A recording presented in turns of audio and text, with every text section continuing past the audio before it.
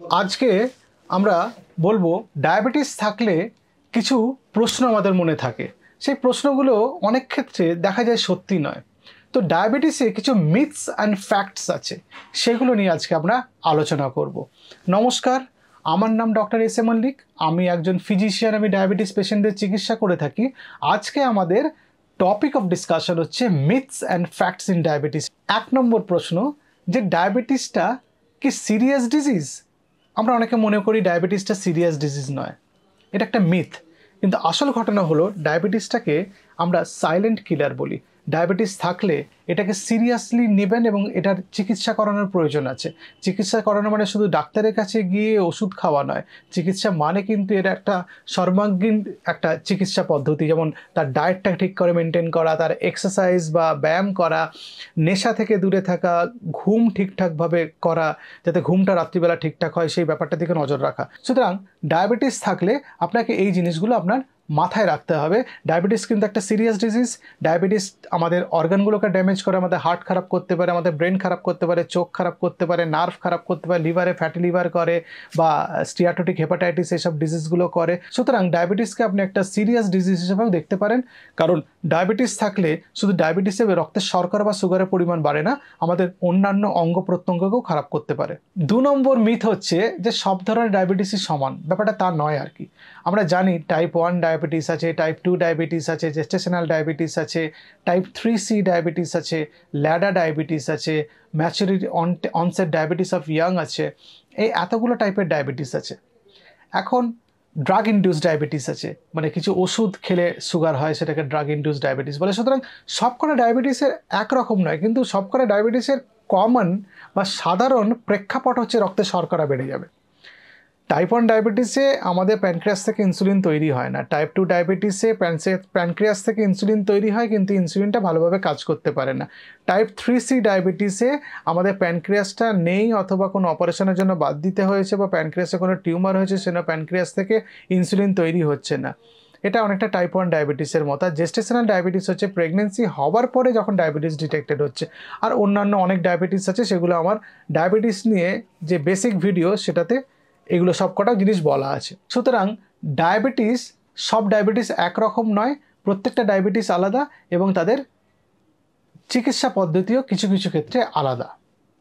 3 নম্বর হচ্ছে যে মিষ্টি খেলে ডায়াবেটিস হয় বা চিনি খেলে ডায়াবেটিস হয়। চিনি খেলে ডায়াবেটিস হয় না। চিনি অনেকেই খান, কিন্তু তাদের রক্তে সুগার নেই। সুতরাং চিনি খেলেই যে আপনার ডায়াবেটিস হবে ব্যাপারটা তা নয়। ডায়াবেটিস আপনার হতে পারে যদি আপনার জেনেটিক ফ্যাক্টর থাকে, আপনার বাবা মা বা কোনো আত্মীয় স্বজনদের মধ্যে ডায়াবেটিস থাকে, সেটা ফার্স্ট ডিগ্রি রিলেটিভ হতে হবে। বাবা মা হলেই ভালো বা সিবলিংস হলেই ভালো, তার মধ্যে তাহলে আপনার ডায়াবেটিস হতে পারে। অথবা আপনার শরীরে ওজন বেশি, আপনার বডিতে যে ইনসুলিন তৈরি হচ্ছে সেগুলো কাজ করতে পারছে না, তখন আপনার ডায়াবেটিস হতে পারে। সুতরাং চিনি খেলেই যে ডায়াবেটিস হবে ব্যাপারটা তা নয়। 4 নম্বর, ওজন বেড়ে গেলে ডায়াবেটিস হয়। হ্যাঁ, কিছুটা ক্ষেত্রে এটা সত্যি, কিন্তু সর্বক্ষেত্রে নয়। আমরা অনেক পেশেন্টকে দেখি তার ওজন অনেক বেশি, কিন্তু তার রক্তে সুগার বা শর্করার পরিমাণ কম।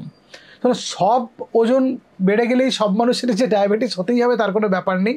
তবে দেখা গেছে যাদের ওজন বেড়ে গেছে, তাদের অনিয়ন্ত্রিত ওজন হচ্ছে, তাদের মধ্যে কিছু মেটাবলিক চেঞ্জেস বা বিপাক ক্রিয়ায় কিছু পরিবর্তন হচ্ছে, তার জন্য ডায়াবেটিস হতে পারে। কিন্তু এটা একদমই সত্যি নয় যে ওজন বেড়ে গেলেই ডায়াবেটিস হয়ে যাবে। 5 নম্বর হচ্ছে যে ডায়াবেটিসের কিছু কিছু লক্ষণ যদি শরীরে থাকে, তাহলে আমার ডায়াবেটিস হতে পারে বা ডায়াবেটিস হয়েছে। মনে করুন আপনার ওজন কমে যাচ্ছে, তার মানে কি আপনার ডায়াবেটিস হয়েছে? শুধু ওজন অনেক কারণেই কমতে পারে। আপনি খাবার কম খেলেও তো ওজন কমতে পারে।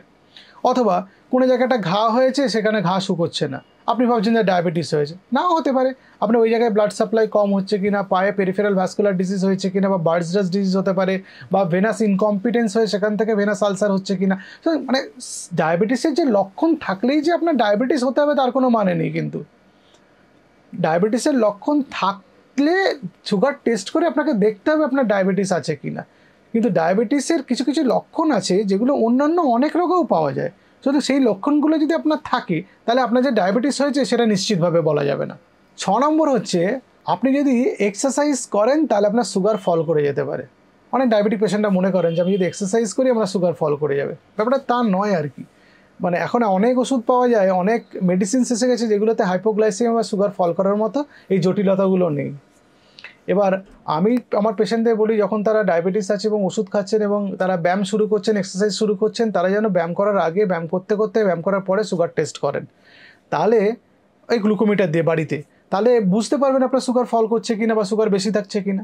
এটা সিম্পল, মানে এক্সারসাইজ করলেই আর ডায়াবেটিসের ওষুধ খেলেই আপনার সুগার ফল করে আপনি অজ্ঞান হয়ে যাবেন, ব্যাপারটা একদমই সত্যি নয়। মানে এক্সারসাইজ না করার একটা অজুহাত এটা একটা হতে পারে, কিন্তু এটা একটা মিথ, এটা ফ্যাক্ট নয়। 7 নম্বর হচ্ছে টাইপ 1 ডায়াবেটিসে ইনসুলিন লাগে শুধু, অন্যান্য ডায়াবেটিসে ওষুধ দিয়েও চলে। ব্যাপারটা তা নয়, এরকম অনেক টাইপ 2 পেশেন্ট আছে যার শরীরের যে মধ্যেকার শরীরের মধ্যে যে ইনসুলিন তৈরি হয়েছে, ইনসুলিন স্টোর শেষ হয়ে গেছে, সেখান থেকে ইনসুলিন তৈরি হয় না, তারা একটা টাইপ 1 ডায়াবেটিসের মতো ব্যবহার করছেন, তার ইনসুলিন লাগবে। প্রেগনেন্সিতে আমরা ট্যাবলেট দিতে খুব একটা স্বচ্ছন্দ বোধ করি না, কারণ সেই ট্যাবলেটগুলো কিছু সাইড এফেক্ট থাকে, মায়ের উপরেও বাচ্চার উপরে, পেটের মধ্যে যে ভ্রূণ তার উপরে কিছু সাইড এফেক্ট থাকে, তো আমরা ইনসুলিন অনেক সময় প্রেফার করি। সো টাইপ 1 ডায়াবেটিসের শুধু ইনসুলিন লাগবে তা নয়, টাইপ 2 ডায়াবেটিসেও লাগতে পারে, জেস্টেশনাল ডায়াবেটিসেও লাগতে পারে। 8 নম্বর যে মিথটা হচ্ছে যে ডায়াবেটিস ধরা পড়লেই ডাক্তারবাবু আপনাকে ইনসুলিন দিয়ে দেবেন, সেই জন্য ভয়ে আপনারা টেস্ট করতে অনেকে যান না।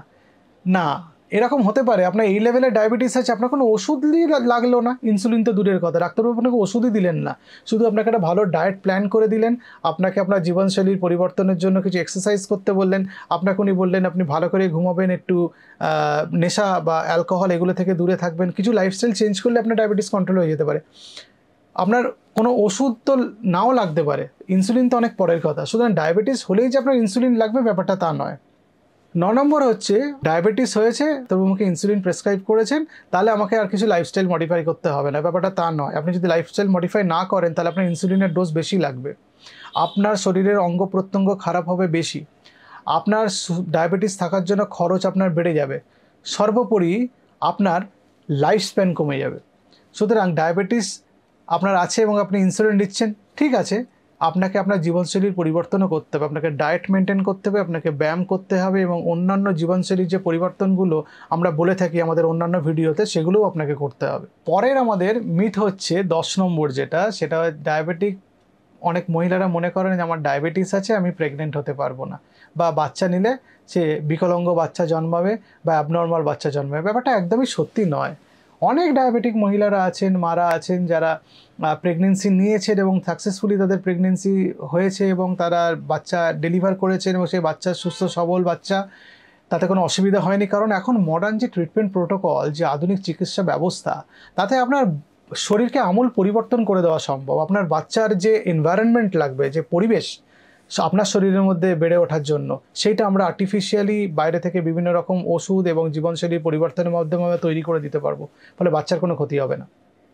কিছু কিছু কমপ্লিকেশান আপনার থাকতেই পারে ডায়াবেটিসে, কিছু প্রেগনেন্সিতে কিছু ক্ষতি হয়, কিছু জটিলতা তৈরি হতে পারে, কিন্তু সবার যে হবে তার কোনো মানে নেই। 11 নম্বর হচ্ছে ডায়াবেটিস থাকলেই বডিতে আমার এনাফ ইনসুলিন তৈরি হচ্ছে না, ব্যাপারটা তা নয়। টাইপ 1 ডায়াবেটিসে বডিতে ইনসুলিন তৈরি হয় না, টাইপ 2 ডায়াবেটিস যখন শেষের দিকে, যখন ইনসুলিন নেওয়ার আগে, তখন বডিতে কিছু কম ইনসুলিন তৈরি হয়, কিন্তু বাকিদের তো ইনসুলিন তৈরি হওয়ার ক্ষেত্রে কোনো অসুবিধা মানে থাকার কথা না, ইনসুলিন যথেষ্ট পরিমাণেই তৈরি হয় এবং ঠিকঠাকই তৈরি হয়, কিন্তু ডায়াবেটিসটা হচ্ছে অন্য কারণে। টাইপ 2 ডায়াবেটিস যেমন ডায়াবেটিস হয় বডিতে ইনসুলিন রেজিস্ট্যান্স হওয়ার জন্য, প্রেগনেন্সিতে যে জেস্টেশনাল ডায়াবেটিসের কথা বলি সেগুলো কিছু হরমোনের জন্য হয়, কর্টিজল, হিউম্যান প্লাসেন্টাল ল্যাকটেজেন, এইসব কিছু হরমোন যেগুলো প্লাসেন্টা বা ফুল থেকে বেরোয় সেগুলোর জন্য হয়। বা টাইপ 3সিতে প্যানক্রিয়াসে যে বিটা সেলসগুলো, আইলেট অফ ল্যাঙ্গারহ্যান্সের যে বিটা সেলস, সেগুলোতে নষ্ট হয়ে গেছে বা সেগুলোকে রিমুভ করা হয়ে গেছে, তার জন্য ডায়াবেটিস হয়, মানে আলাদা কারণে হয়, মানে সবসময় যে ইনসুলিন কম তৈরি হচ্ছে বলে ডায়াবেটিস হচ্ছে ব্যাপারটা তা নয়। আর 12 নম্বর যেটা সব থেকে বিপজ্জনক, সেটা হচ্ছে পেশেন্টরা বলেন যে তারা নাকি সুগার বাড়লে বা কমলে বুঝতে পারেন বডিতে সুগার বাড়ছে বা কমছে কিনা। সবার ক্ষেত্রে তা হবে কিন্তু ব্যাপারটা তা নয়। সুগার বাড়লে কেউ কেউ চোখে একটু ঝাপসা দেখছেন, কারো একটু খিদে বেড়ে যাচ্ছে, কেউ বারবার টয়লেট করতে যাচ্ছেন, সেটা একটা আলাদা কথা। সবাই যে বুঝে যাবেন তার শরীরে সুগার বেড়ে যাচ্ছে বা কমে যাচ্ছে কিনা, বডির অ্যালার্ম সিস্টেম অতটা স্ট্রং নয়। 2 নম্বর, হাইপোগ্লাইসেমিয়া আনঅ্যাওয়ারনেস বলে একটা শরীরে একটা সিচুয়েশন ক্রিয়েটেড হতে পারে, যেটা কিছু নার্ভ ড্যামেজ হওয়ার জন্য হয়, যে পেশেন্টের সুগার ফল করলে ডায়াবেটিক পেশেন্টরা বুঝতে নাও পারেন, সেটা আরও ডেঞ্জারাস। সুতরাং মাঝে মাঝে সুগার টেস্ট করা দরকার, বাড়িতে একটা গ্লুকোমিটার কিনে রাখা দরকার, আঙুল ফুটিয়ে ফুটিয়ে মাঝে মাঝে সুগার টেস্ট করে দেখা দরকার সুগার খুব বেশি থাকছে কিনা, কম থাকছে কিনা, হাইপোগ্লাইসিমিয়া হচ্ছে কিনা মানে <70 ব্লাড গ্লুকোজ থাকছে কিনা, অথবা হাইপারগ্লাইসিমিয়া হচ্ছে কিনা মানে 180-র উপরে ব্লাড সুগার থাকছে কিনা, এগুলো নোট করে রাখতে হবে, আপনার ডাক্তারবাবুকে জানাতে হবে। অনেক সময় সুগার বাড়লে, হাইপারগ্লাইসিমিয়া হলে সিমটোম্যাটিক হাইপারগ্লাইসিমিয়া হয় কিন্তু 250-এর উপরে ব্লাড সুগার বাড়লে। সুতরাং সর্বক্ষেত্রে যে আপনি বুঝে যাবেন, আমাদের বডির অ্যালার্ম সিস্টেমও এতটা স্ট্রং নয় যে আপনি সুগার টেস্ট না করেই বুঝে যাবেন যে আমি বুঝে গেলাম আমার শরীরে 351 সুগার আছে, ব্যাপারটা তা নয় আর কি। মানে অতটা আমাদের বডি ইন্টেলিজেন্ট নয়। সুতরাং মাঝে মাঝে সুগার টেস্ট করতে হবে, ডাক্তারবাবুর কাছে মাঝে মাঝে যেতে হবে, নিয়ে ডায়াবেটিসের ওষুধগুলোর অ্যাডজাস্টমেন্ট করতে হবে, দরকার পড়লে ডায়েটের কিছু মডিফিকেশান করতে হবে, এই জিনিসগুলো করতে হবে। শুধু এই মিথ আর ফ্যাক্টসগুলো, এই 12টা মিথ আর ফ্যাক্টস আজকে আমরা আলোচনা করলাম। আরও এরকম অনেক ভিডিও নিয়ে আমরা পরে আসবো। নমস্কার।